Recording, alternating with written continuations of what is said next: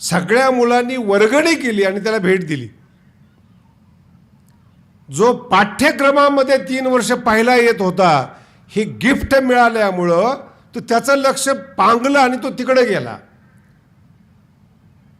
तुम्ही माझ्याकडे पाहू नका, तो नापास झाला. कारण की पाठ्यक्रम उरकलाच नाही. महाभारत 1,00,000 श्लोकाचं आहे, उपनिषद आहेत, रामायण आहेत. ह्या वाचण्यामध्ये त्याला रस आला आणि ज्याच्यासाठी तो मोठा होत होता ते मोठेपण विसरून गेला. याला म्हणतात खळ. तुमची प्रगती थांबवणारा, तुमच्या तपश्चर्येमध्ये आडवा येणारा, तुमच्या आनंदाला आडवा येणारा, ती भावकी असू शकते, सज्जन असू शकतात, कोणी असू शकतं. ज्ञानोबराय म्हणतात अशी जे समाजातले स्थैर्य बिघडवणारे आहेत, समाजाचं आरोग्य बिघडवणारे आहेत, या लोकांची व्यंकटी जावो. हे सरळ हो. खळाची व्यंकटी सांडो. सुरुवात खूप सुंदर आहे बरं का. ज्ञानोबराय सुरुवातच खळापासून करतात. खळाची व्यंकटी या पाठीमागं खूप मोठा इतिहास आहे. जर कधी वेळ मिळाला तर आपण त्याच्यावर नक्की विचार करू. पण आज आपण पसायदान पाहत आहोत, तो जास्त महत्त्वाचा आहे आपल्यासाठी. आता इथं जो जोड शब्द आहे ना, खळाची व्यंकटी संपल्यानंतरच त्या माणसामध्ये सत्कर्माचं प्रेम जन्माला आलं पाहिजे. तया ही माणसाची जडणघडण आहे बरं का. थोडा संकेत केला होता मी पहिल्या पुष्पामध्ये. ही जडणघडण आहेत. कोणताही मुलगा जन्माला येऊ द्या, त्याच्या हातात पैसा द्या, त्याला जग कळत नाही पण पैसा कळतो. जग कळत नाही पण सोडत नाही पैसा. खाऊ कळतो त्याला, तो आपल्या भावाला आणि बहिणीला देत नाही, पकडून ठेवतो, तोही खात नाही. एखाद्या मुलांच्या हातात आईस्क्रीम द्या, त्याला खाण्यात मजा नाही वाटत, दाखवण्यात मजा वाटते. मला मिळालं, तुला कुठे. ही खळ जन्मजात वृत्ती असते ती. म्हणून मनुष्याला प्राणी म्हणतात. मनुष्य प्राणी. प्राणी शब्दाचा अर्थ इतर प्राण्यामध्ये जी अंतःकरणाची वृत्ती तीच आपल्यामध्ये आहेत. परमार्थात ती वृत्ती घालवायची म्हणून ज्ञानेश्वरी वाचायची, बाकीचं काही कारण नाही आहे. संतती कोणाला नाही आहे. कोणत्या प्राण्याला संतती बंद पडलेली? तुमची संतती चालू आहेत, परंपरा चालू, गायीची परंपरा चालू आहेत, वाघाची परंपरा चालू आहेत. कोणाची परंपरा बंद पडलेली आहेत? प्रजोत्पादन कोणाचं बंद आहे? मानाची अपेक्षा कोणाला नाही आहेत? अन्नासाठी कोण भांडत नाही आहेत? हे दिसायला शहर आहेत. मुंबई असेल, न्यूयॉर्क असेल, लंडन असेल, सगळीच्या सगळी तिथं गेलेली माणसं ही पोटासाठी गेलेली माणसं आहेत, काम करण्यासाठी गेलेली माणसं आहेत. उच्च शिक्षित असतील पण नौकरच आहेत.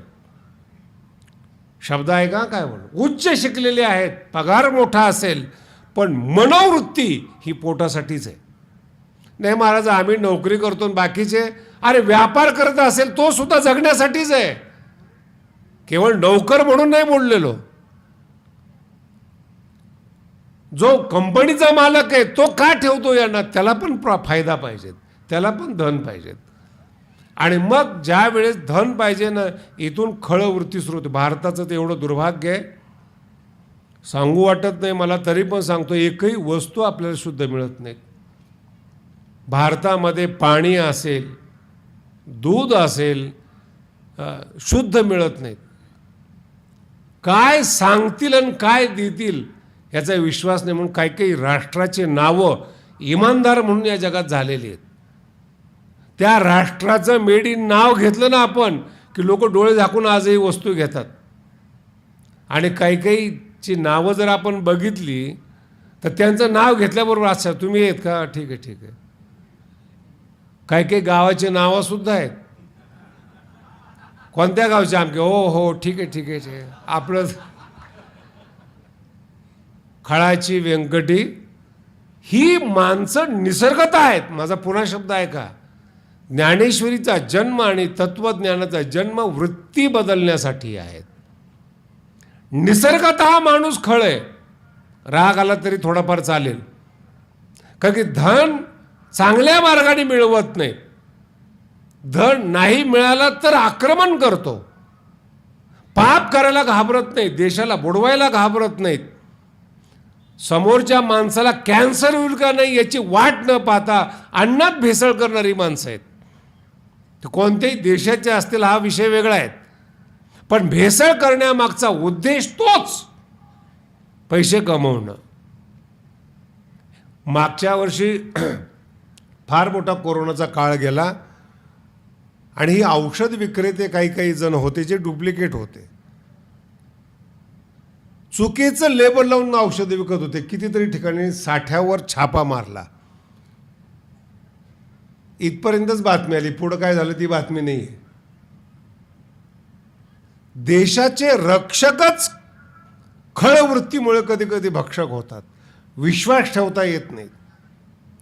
माझ्या समोर तुम्ही बसलेले आहात, तुम्ही ज्या घरात जन्माला आलेला आहात, लहानपणी तुमचा कर्ता होता, ज्याला आपण बाप असं म्हणतो. आणि तो जो बाप आहे ना, तो त्या घराचा रक्षक आहे.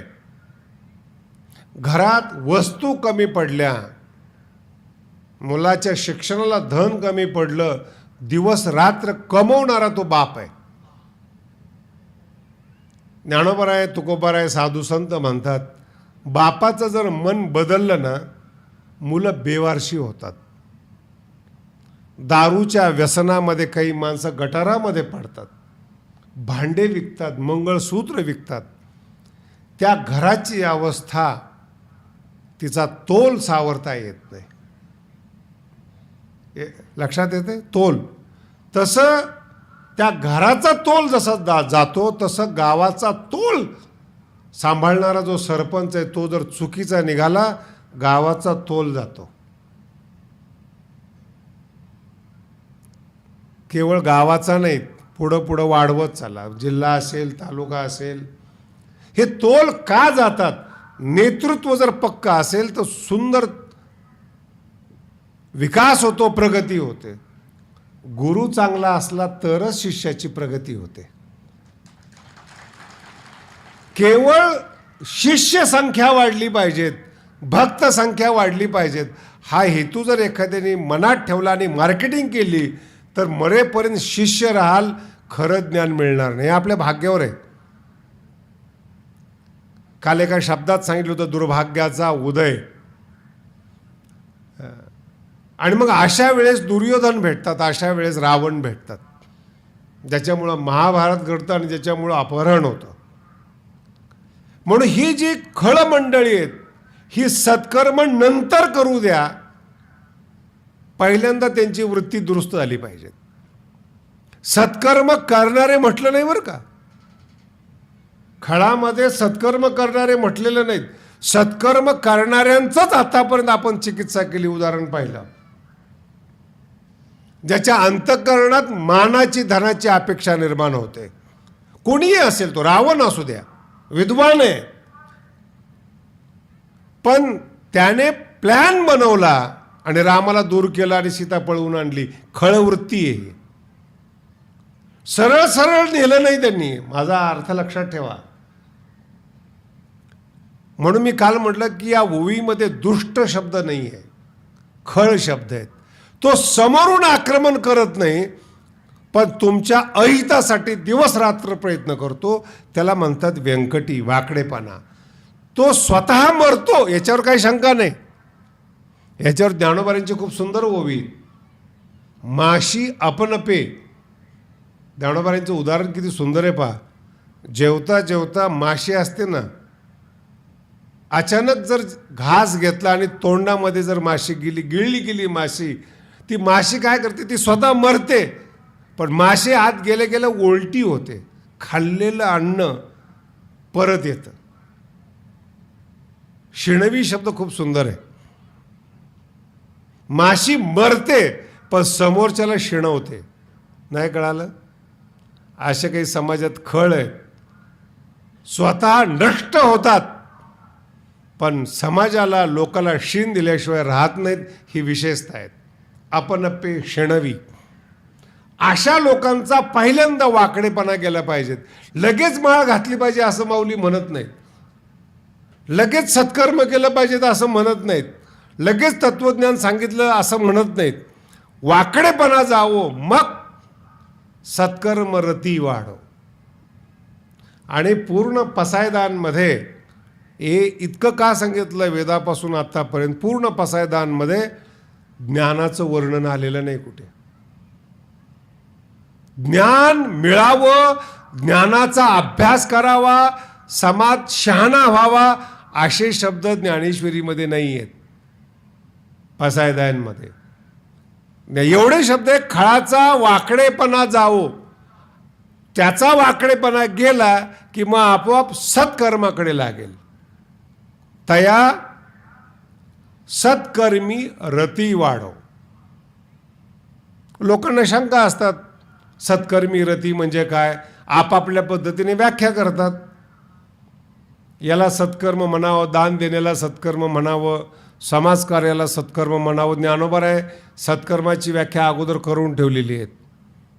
गुरुचरण उपासिता वैराग्यसी. ज्ञानोबायांनी 15व्या अध्यायात खूप सुंदर ओव्या लिहिलेल्या आहेत आणि त्याचे सिद्धांत त्या सिद्धांताला मोकळं करून ठेवलेले आहेत. वैराग्यवान होऊन ज्ञानप्राप्तीसाठी जो गुरुचरणाच्या सानिध्यामध्ये आहेत, येणेचे सत्कर्मे अशेषही अज्ञान विरमे. ज्ञानोबांचा शब्द पहा कसा आहे. गुरुचरण उपासिता, उपासना, गुरु सेवेला उपासना समजणाराला सत्कर्म म्हणतात. गुरुसेवा नाही बरं का. ज्ञानोबांनी बरेच सिद्धांत क्लिअर केलेले आहेत. आपण गुरुसेवा करतो, ज्ञानोबा म्हणतात गुरुसेवा ठीक आहेत, सांसारिक लोक करतात, ते धनाने करतात, कार्याने. आता सप्ताह चालू आहे त्याच्यामध्ये शरीराने सेवा करणारी लोक आहेत, सगळ्या पद्धतीचे लोक आहेत. ज्ञानोबा म्हणतात नाहीत, सेवेला उपासना समजणारा पाहिजेत. गुरुचरण उपासिता. आणि हे उपासना करत असताना तो स्वतः योगज्ञानी पैसता, योगशास्त्राचा आश्रय घेणारा पाहिजे आणि शास्त्र शिकलेला पाहिजे. मग येणेची सत्कर्मे अशेषही अज्ञान विरमे. खूप गोड ओव्या आहेत, नक्की कळणार नाही याचा विश्वास आहे मला. काय म्हणायचंय, शहाणा हो असं म्हटलेलं नाही. याचं कारण शहाणा होतच नाही खळ. खळाला जर शहाणपणा आणायचं असेल तर येणेची सत्कर्मे अशेषही अज्ञान विरमे. अज्ञान संपल्यानंतर शहाणा होतो, अगोदर शहाणा होत नाही. हे ज्ञानोबाला सुचवायचे आहेत. म्हणून शहाणा शब्द आपल्या पसायदानमध्ये नाही आहेत. असं तुम्ही म्हटले शहाणा झाला पाहिजे म्हणजे काय झाला पाहिजे? तो जास्तीत जास्त चोरी कशी करावी, टॅक्स चोरावा कसा, देशाला बुडवावं कसं, याचं ज्ञान आलं पाहिजे का? हे पहिलं नव्हतं, आता आलं. शहाणा झाला का पापी झाला? बोला ना. अधिक ज्ञान, भौतिक ज्ञान जितकं वाढेल मनुष्य तितकं पाप करतो. या देशामध्ये जेव्हा मी वर्तमानपत्र वाचलं मला पण वाईट वाटलं. 130 कोटी लोक आहे असं सांगतात आणि टॅक्स भरणारे 3 कोटी लोक आहेत. किती लोक आहेत? आणि 3 कोटी लोक जे टॅक्स भरतात त्याच्यावर भारत चालू आहे. मग इतर लोक टॅक्स का भरत नाही? चुकवतात. नाही आम्हाला घाटा झाला, रडणं ज्याला म्हणतो ना आपण. तुकोबाराय इतके गरीब सध्या कोणी नाही आहेत, पण टॅक्स न भरता श्रीमंत आहेत. छापा पडल्यानंतर मग मात्र ॲडजस्टमेंट करतात, इच्छितात. शब्द नीट आहे का? शहाणा नाही व्हायला सांगितलेलं. शहाणा माणूस अधिक पापी असतो. रावण इतका शहाणा कोण आहेत? रावण कवी आहे, रावण विद्वान आहेत, रावण श्रीमंत आहे, तरी देखील त्याला असं वाटलं आपण सीतेचं अपहरण करावं. याला शहाणपणा म्हणतात. आपापलं जीवन तपासा. आपलं ज्ञान आपल्याला घातक आहे, आपल्या प्रगतीला आपण कारणीभूत आहेत. आपल्या प्रगतीच्या प्रतिबंधाला आपण का आपले विचार नाही आहेत. कॉलेजमध्ये गेल्यानंतर अभ्यास करत नाहीत. कोणाचा विचार आहे हा? राष्ट्राने तुमच्यासाठी लाख लाख रुपयाचे प्रोफेसर नेमलेले आहेत तुम्हाला ज्ञान देण्यासाठी, आणि आपली वृत्ती अशी असते की आपण प्रोफेसरची निंदा करतो, प्रोफेसरची टिंगल उडवतोय. कुठलं ज्ञान आहे, कुठलं शहाणपण आहे? ज्या ज्ञानावर पोट भरणार आहात भविष्यामध्ये, ते ज्ञान देणाऱ्याचीच तुम्ही टीका करता. ह्याला शहाणपण नाही म्हणत, खळपणा म्हणतात. देणारे सुद्धा मग अशाच विद्यार्थ्याला देतात जो विनम्र असेल, ज्याला दिल्यानंतर फक्त आभार मानायचे असतात गुरुचे, बाकी काही मानायचं. गुरु तृप्त आहेत. जर कधी असं वाटलं तुम्हाला आयुष्यात गुरुला मदत करावी किंवा गुरुने मदत मागितली, तर तुम्ही अजून परमार्थात प्रवेश केलेला नाही. नाही कळालं? गुरुला मदत करण्या इतपत तुम्ही अजून मोठे झालेले नाहीत, किंबहुना मोठे होऊ शकत नाहीत. जर मदत केली ना, तर गुरु हा तुमचा शिष्य असेल आणि तुम्ही त्याला मोठं करत असेल, त्याला मार्केटिंग म्हणतात. हे जे शिष्य सांगतात ना, माझ्याकडे एक जण आला होता, मला म्हणे महाराज जरा आमच्या गुरुजींना भेटायला या. म्हटलं तशी काही आवश्यकता नाही. नाही नाही म्हणे महाराज, असं कसं? म्हटलं माझं हेतू काय आहे त्यांना भेटावं? नाही, तुम्ही आले म्हणजे आमच्या गुरुचं नाव मोठं होईल. शास्त्री पण पाया पडायला येतात. मार्केटिंग बघा कशी असते. नाही, पण मला ज्ञानाची आवश्यकता नाही. ज्ञान नाही, आमच्या गुरुजीला काही येत नाही, हे आम्हाला माहिती आहे. हे माहिती असून शिष्य आहेत, हा भारतातला चमत्कार आहे. आपल्या गुरुला कळत नाही, हे शिष्याला कळतं, तरी पण गुरु मानतात. मला अजून एक कोडं सुटलेच नाही. अजून बऱ्याचशा मुलांना माहिती की आपल्या बापाला नवीन मोबाईल कळत नाही. एका मुलाला म्हणलं, अरे श्रीमंत ते जरा चांगला मोबाईल घेऊन दे. नाही, आमच्या बापाला कळत नाही. म्हटलं घेऊन तर ते शिकतील. आता या वयात कशाला शिकायचं? या वयात त्यांना शहाणा कशाला करायचं? पोरगा म्हणतो बरं का, बाप मूर्ख तर मूर्खच राहू द्या ना, का ताण होत नाही आम्हाला. मुलगा सुद्धा म्हणतो बाप शहाणा झाला नाही पाहिजे. काय भाग्यवान घर आहे.